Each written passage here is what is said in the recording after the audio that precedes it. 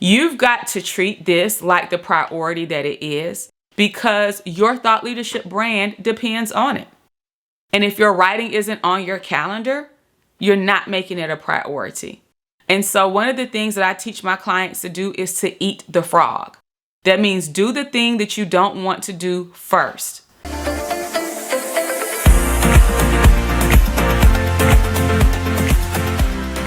Welcome to the Published and Paid podcast, where we share book, business, leadership, and life lessons in 20 minutes or less to help you build a thought leadership brand and business. My name is Jasmine Womack. I'm a former middle school language arts teacher turned seven-figure entrepreneur, and I am glad that you are here. Let's get started. Welcome back to the Published and Paid podcast, and I'm your published and paid coach, Jasmine Womack. Are you stuck on chapter 2 or 3 of your book? Well, if you've started writing, but you have found yourself making minimal progress, this episode is for you. And we're going to talk about why your book isn't done. Okay, so welcome back to the Published and Paid podcast. And I'm really excited about today's episode because we're going to dive into some of the reasons why your book likely isn't done. And so if you felt yourself stuck, if you felt yourself overwhelmed, or as they said in Love Jones, it's a masterpiece of minimalism, and you cannot seem to finish, this one's for you. So let's break it down. We're going to get right into it today. One of the things that I found that keeps leaders from finishing their books typically boils down to one or two things, okay? Either you're overthinking the process or you're not prioritizing the process. So let's get into it. Overthinking the process. Perfectionism literally is the enemy of progress.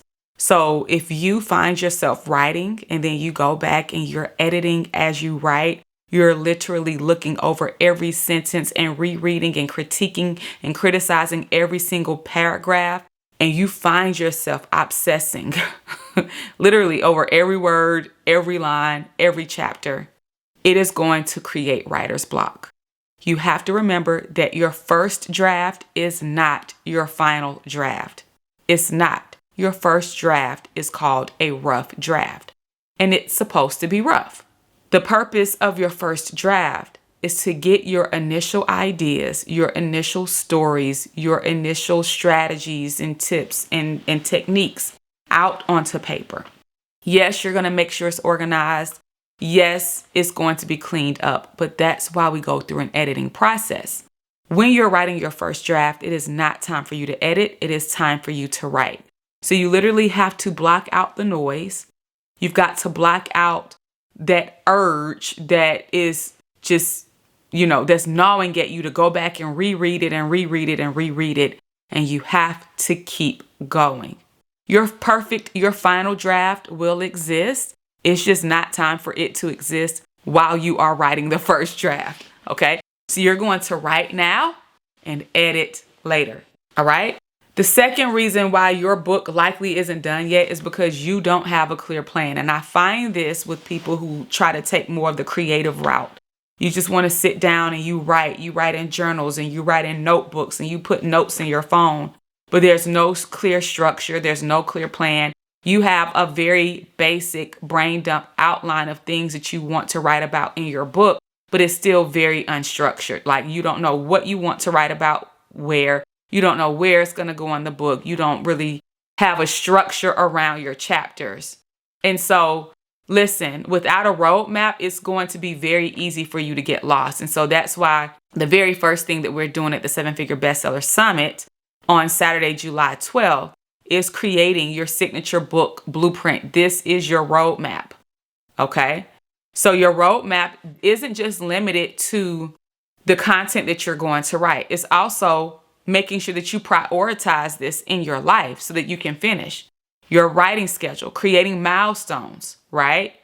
Understanding where you're going to take the book and what you're going to do with the book once it's published. You have to figure those things out and plan those things out in the very beginning before you write a single word, because your structure is what's going to help you to become successful And it's what's going to bring you clarity and help you to develop momentum. All right.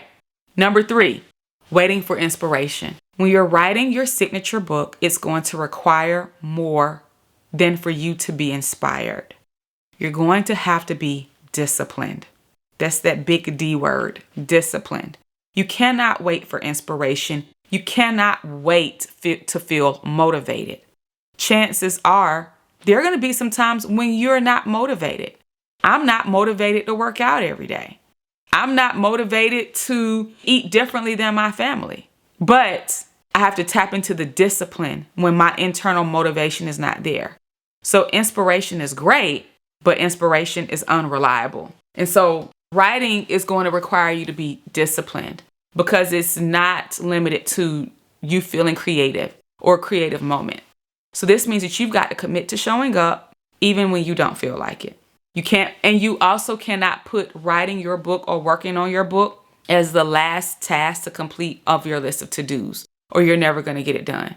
Consistency beats motivation every single time. And I want you to remember that. Okay.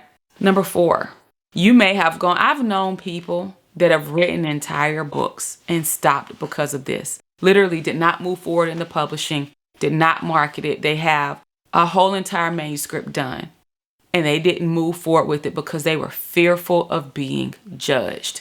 Whether it was fearful of coworkers, fearful of families and friends. If you're worried about what others think, you're never going to make the progress you want to make. And 1 year, 3 years, 5 years, 10 years will come and go. And you will have not done anything because you're so worried about what other people think. I'll be honest with you. Who cares what other people think? Those people are dealing with their own challenges. They are dealing with their own lives. And the people that you are scared of judging you, they're not better than you. And you don't need their approval. Validation is for parking. It's not for existing. Validation is for parking. It's not for going after your goals. When you are fearful of judgment, fear can paralyze you.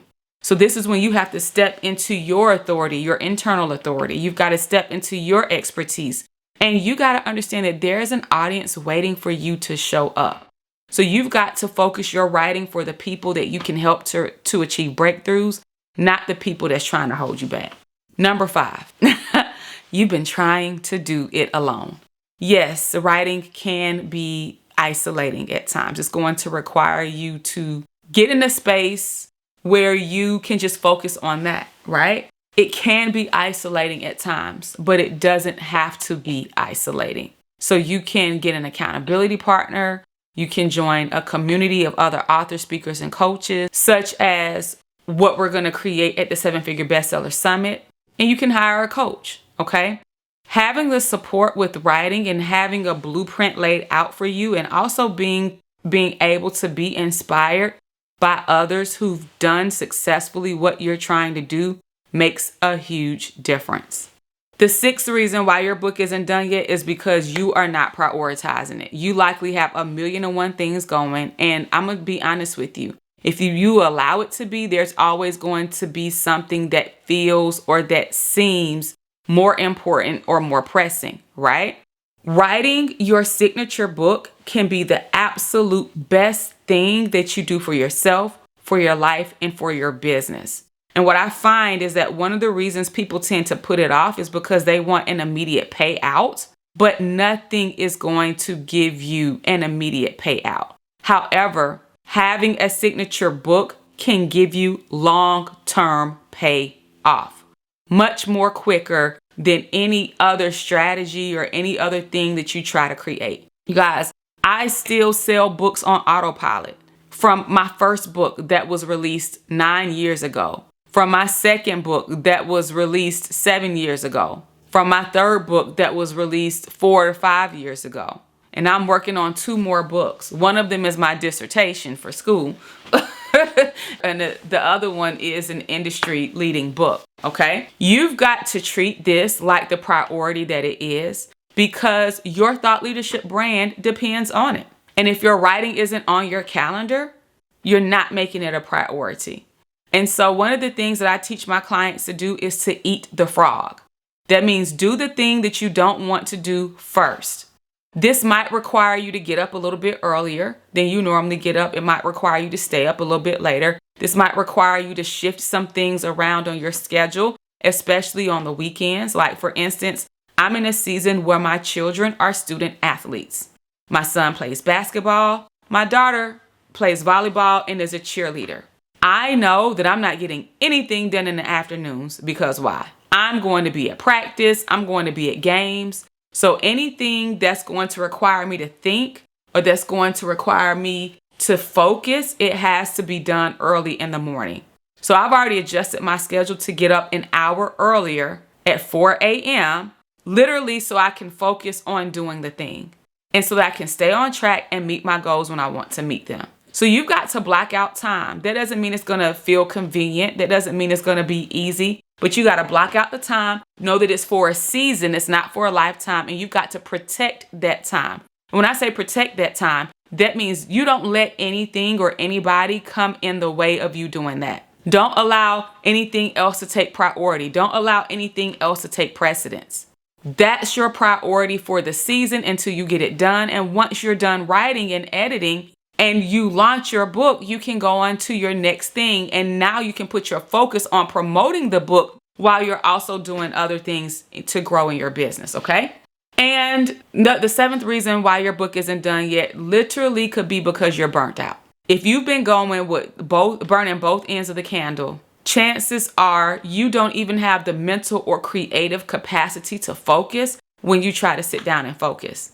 So you've got to be intentional about stepping back and recharging. My therapist tells me, she says, rest is work too. And so you've got to understand that when you're rested and when you're re-energized, your creativity is going to thrive.